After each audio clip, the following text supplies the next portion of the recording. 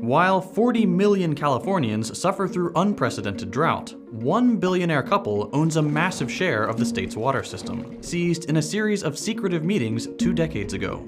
That system was largely paid for by the very taxpayers whose water these billionaires hold hostage. Urban water systems are desperate for water, but in 2023, they'll receive just 5% of what they requested from the state. The Resnicks are the biggest farmers in California. As of 2007, they owned 4 San Francisco's worth of farmland. And nearly half of Americans buy at least one of their products. Their pistachios, their pomegranate juice, their mandarins, their flowers. It's all under one massive umbrella, the Wonderful Company, a privately owned company worth at least $5 billion. The majority owners, the Resnicks, are worth at least $8 billion. How were they able to take over such a large percentage of what should be a shared public resource? This is The Classroom from More Perfect Union, and today we're looking at how the Resnicks got rich.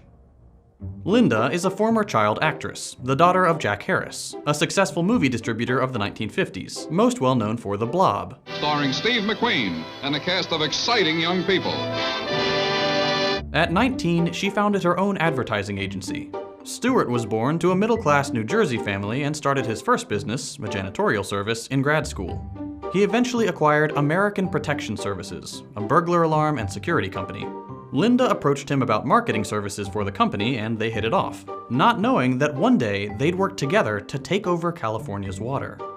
The lovebirds became business partners. They bought Teleflora, the flower delivery company, and the Franklin Mint, purveyors of inane little tchotchkes.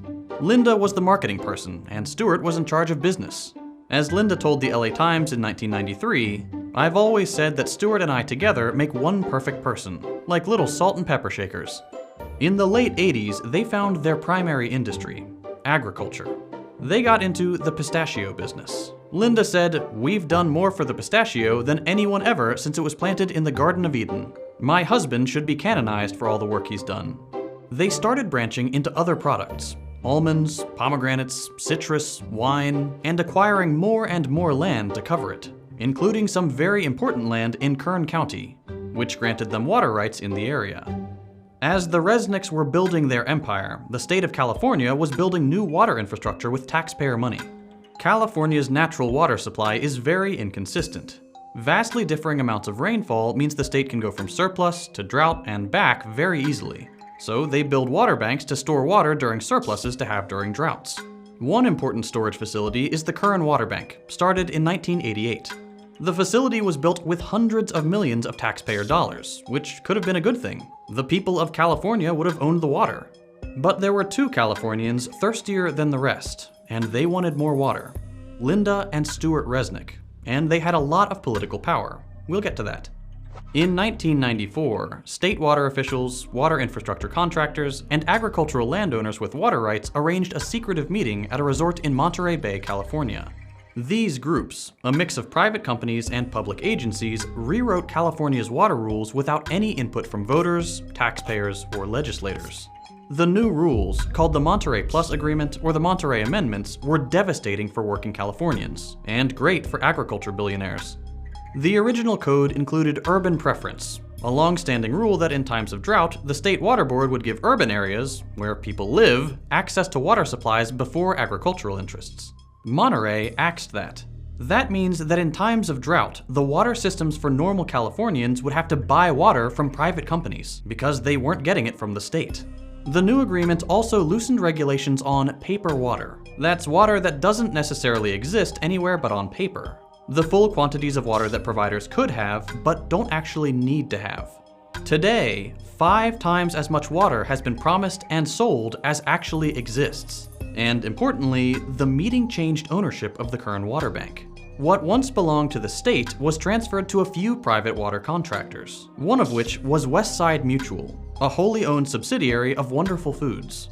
The wonderful employee who runs Westside, Bill Phillimore, is the chairman of the public organization that manages the Kern Water Bank.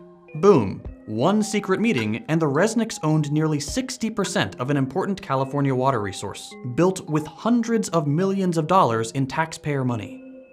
The new ownership, combined with the rules on paper and surplus water, meant that during times of drought, the Resnicks could sell Kern water back to the state water systems.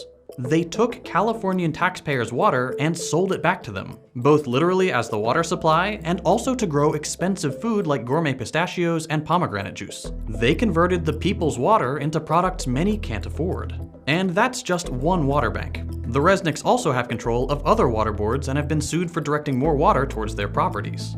So how do they get away with this Chinatown-level chicanery? Gonna be a lot of irate citizens when they find out that they're paying for water that they're not gonna get. With philanthropy. The Resnicks donate millions of dollars to politicians and research institutions, which help them secure control over water systems, and even get more water and more taxpayer funding. One important project is the proposed California Delta Tunnel, a taxpayer-funded project which would send water from Northern California to Central, where the Resnicks farms are. They've spent hundreds of thousands of dollars on state and federal legislation and politicians who support the tunnel project.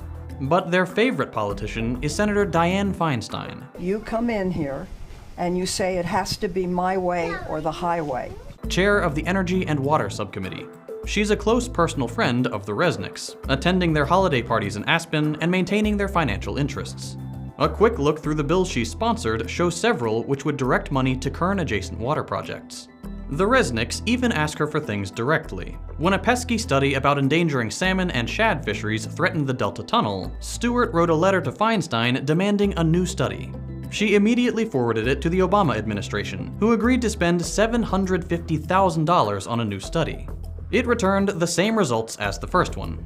Can't buy science. But the Resnicks have tried. They are among the top donors to the University of California system, with their donations focusing on agricultural and ecological studies. The Resnicks have basically bought entire departments who put out studies on how water systems should be managed, and where funding should go. That leads to even more federal and state taxpayer dollars being used to fix up what the Resnicks profit off of. This is all bad for California, even in a capitalistic sense.